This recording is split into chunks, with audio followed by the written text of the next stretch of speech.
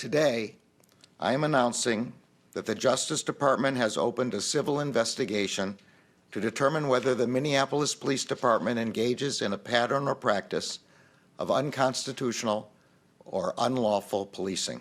The U.S. Attorney General launching a sweeping investigation into policing practices in Minneapolis, a day after a jury found former Minneapolis police officer Derek Chauvin guilty on all counts in the murder of George Floyd. Chauvin is now behind bars awaiting sentencing. We've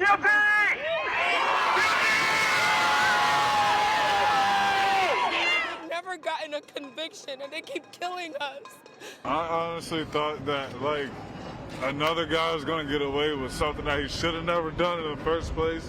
I do feel relieved. I feel like a weight's lifted off my shoulders, but I know that the work's not done. Reaction in the U.S. to one of the most closely watched cases of the Black Lives Matter movement.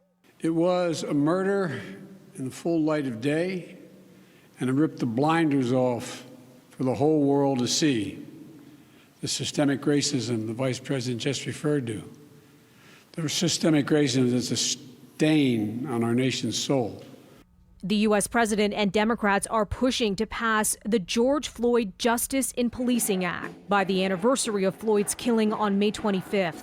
The overhaul would prohibit racial profiling at every level of law enforcement and ban chokeholds, among other measures. We should not mistake a guilty verdict in this case as evidence that the persistent problem of police misconduct has been solved, or that the divide between law enforcement and so many of the communities they serve has been bridged. It has not. Just minutes before a guilty verdict was announced in Chauvin's trial Tuesday, police in Columbus, Ohio, shot and killed a black teenage girl, the officer firing 4 shots. The teen was seen on video charging at 2 people with a knife.